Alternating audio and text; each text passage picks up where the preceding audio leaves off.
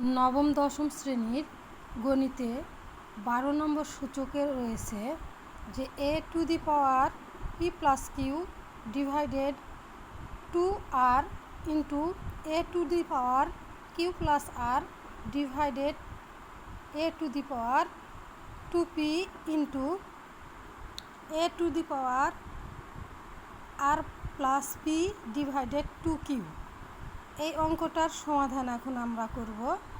এখানে যেহেতু উভয় ক্ষেত্রের ভিত্তি এক, তার মধ্যে একটা এ কমন নিলাম উপর নিচে মিলে, আর পাওয়ার এখানে উপরে আছে পি প্লাস কিউ, আর নিচের সংখ্যা সূচক যদি উপরে যায় মাইনাস হয়ে যায় 2।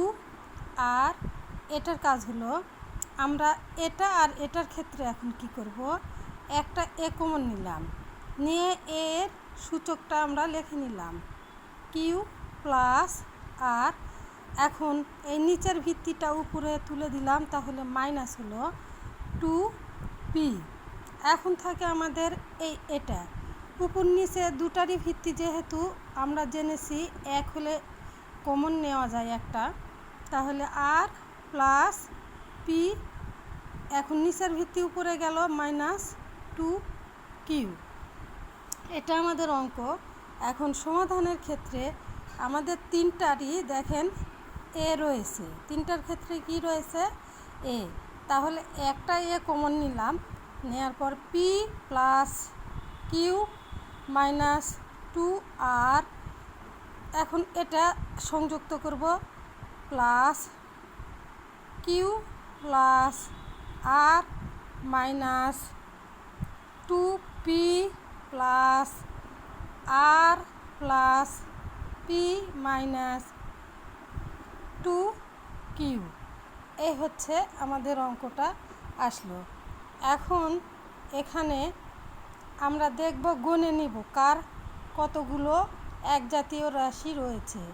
এখানে পি একটা আমরা খুঁজে খুঁজে এখানে একটা পেলাম, তাহলে প্লাসের 2p প্লাস দিলাম, কিউ একটা এ একটা, তাহলে কয়টা হলো দুটা কিউ প্লাসের।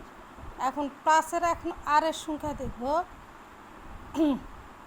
1 2, তাহলে প্লাস চিহ্ন আমরা দিয়ে নিলাম 2r মাইনাসের এই 2r minus 2p minus 2q।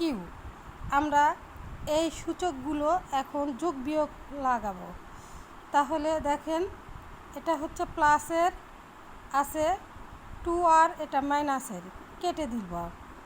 এখানে মাইনাস 2p আছে মাইনাসের, এটা প্লাসের কেটে দিলাম। এটা প্লাসের 2q, এটা মাইনাসের 2q কেটে দিলাম। দিয়ে আমরা এটা ভিত্তি পেলাম আর সূচক পেলাম 0। তাহলে এই অঙ্কের ক্ষেত্রে জিরোর ক্ষেত্রে আমরা সর্বদা যে কোনো ভিত্তির 0 হলে 1 মান পাই। কি মান পাই?